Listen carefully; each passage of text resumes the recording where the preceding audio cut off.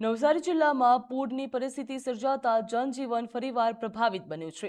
સ્થિતિની ગંભીરતાને ધ્યાનમાં રાખીને કેન્દ્રીય જળ શક્તિ મંત્રી અને નવસારીના સાંસદ સી.આર. પાટીલ નવસારી ખાતે પહોંચ્યા હતા। નવસારી જિલ્લા કલેક્ટર, ધારાસભ્ય, વહીવટી અધિકારીઓ અને સ્થાનિક આગેવાનો સાથે પૂરની સ્થિતિ તેમજ રાહત અને બચાવ કામગીરી અંગે સમીક્ષા બેઠક શરૂ કરવામાં આવી હતી। બેઠકમાં અસરગ્રસ્ત વિસ્તારોની હાલની સ્થિતિ, રાહત કામગીરી અને આગામી આયોજન અંગે પણ વિસ્તૃત ચર્ચા કરવામાં આવી। તાજેતરમાં આવેલા પૂરની અસરથી લોકો હજુ બહાર આવી રહ્યા હતા, ત્યારે ફરીવાર ભારે વરસાદ અને પૂર જેવી સ્થિતિ સર્જાતા અનેક પરિવારો મુશ્કેલીમાં મુકાયા છે।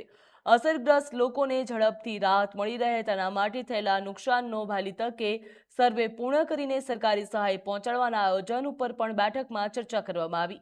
પૂરગ્રસ્ત વિસ્તારોમાં જરૂરી તમામ સહાય સમયસર પહોંચે અને પુનઃસ્થાપનની કામગીરી ઝડપી બને તેના માટે તંત્રને જરૂરી સૂચનાઓ આપવામાં આવી હતી તેવું પણ જાણવા મળ્યું।